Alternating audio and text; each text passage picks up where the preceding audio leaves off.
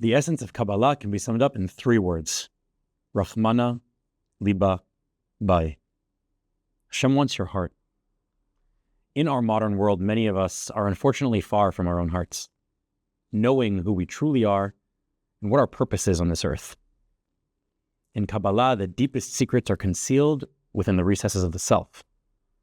The Kabbalists didn't shy away from plumbing the depths of the universe, but their goal was not only to go out there, it was also to go in here.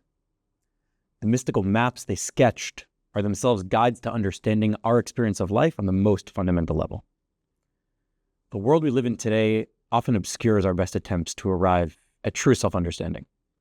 It's never been easier to connect with someone all the way across the globe, and at the same time, it perhaps has never been harder to connect with myself.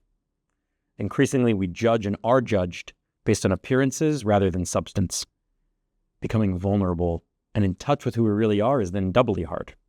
We're distracted from seeking out our true selves, and we also can't show it off to the world.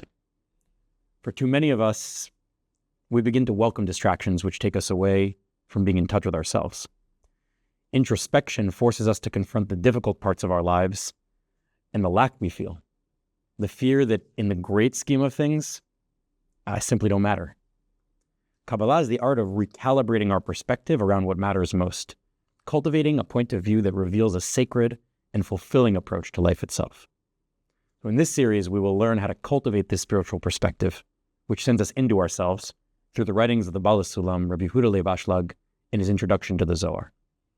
The Baal HaSulam prescribes us early in this work with recognizing that the voice telling us that we don't matter, that we're not worth even our own time, that the lack within us is a sign that we're bad, wrong, or dissatisfied, is an illusion.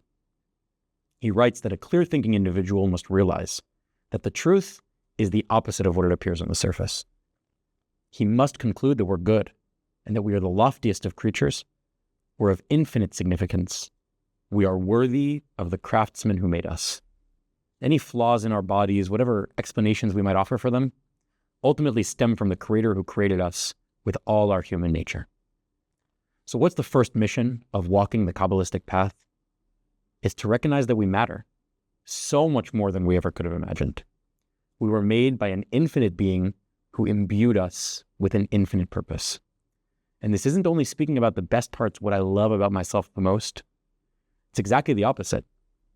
The void in me, the parts of me that I'm afraid to confront and truly understand, are just as important as my favorite parts of myself. The Kabbalists align deeply with the Jewish value of unity, the oneness of our Creator, and the importance of seeking out a unifying perspective. The ever-branching reality of the spiritual worlds, the unending unfolding of the cosmos does not conceal the oneness of the infinite.